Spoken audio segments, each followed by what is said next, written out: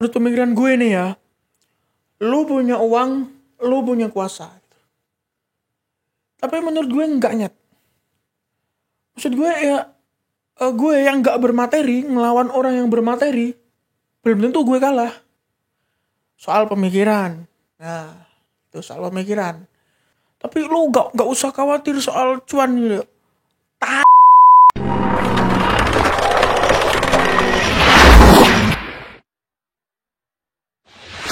Oke, kembali lagi di konten nyangkruk, konten yang bahas keresahan dalam kehidupan sehari-hari.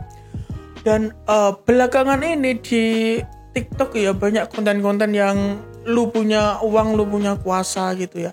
Dan sebenarnya nggak ada yang salah sih dengan statement itu. Mungkin mas-masnya aja yang agak sedikit lucu dalam menyampaikan gitu. Tapi ya itu kalau pendapat masnya seperti itu ya nggak apa-apa itu. Tapi faktanya lo ya, di Indonesia ini orang yang punya uang memang orang yang memiliki kuasa gitu lah. Karena kekuasaan di negeri Konoha ini memang bisa dibeli dengan uang. Jangankan kekuasaan, hukum pun bisa dibeli dengan uang. Contohnya ya kasus yang belakangan ini yang anak pejabat menganiaya gitu kan ya, buktinya kabel tis yang jadi borgol itu bisa lepas dan lain sebagainya. Pasti ya ada sesuatu di belakangnya yang nggak beres gitulah ya. Contohnya di kehidupan saya pun, di teman-teman saya banyak yang seperti itu.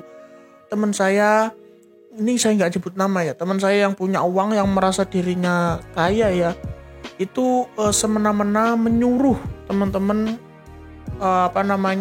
untuk melakukan sesuatu, disuruh-suruh gitu lah, dengan iming-iming imbalan uang.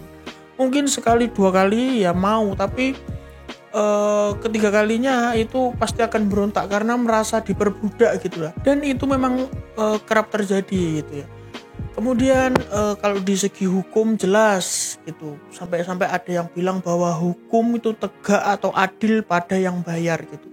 Karena ya secara nyatanya di berita-berita ya, ini bukan statement saya, di berita-berita itu juga banyak para mafia hukum gitu ya yang melakukan suap atau melobi dan lain sebagainya agar terbebas dari jeratan hukum gitu. Karena juga banyak juga orang yang seharusnya bersalah dihukum, malah dihukum ringan atau bahkan divonis bebas gitu. Dan andai saja divonis bersalah, dengan kekuatan uang ya penjaranya menjadi mewah bro, ada AC-nya, ada TV-nya dan lain sebagainya, dan punya akses keluar bahkan gitu ya. Dan inilah oknum-oknum yang menggunakan uang pada jalan yang nggak bener gitu ya, nggak bijak dalam menggunakan uang gitu. Dan statement masnya yang lu punya uang, lu punya kuasa itu memang lucu, tapi ya bener adanya gitu.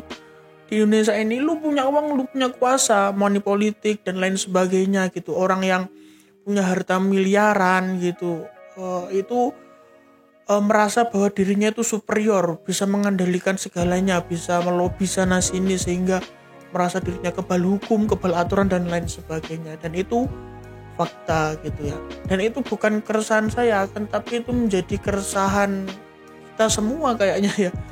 Keresahan bagi seluruh masyarakat Indonesia gitu. Dan mungkin itu aja sih keresahan saya, karena ya kayaknya viral sih ya konten yang lu punya uang, lu punya kuasa, tapi kenyataannya memang yang beruang yang berkuasa gitu.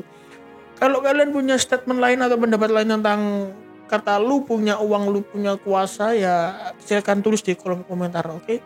See you next time and bye bye.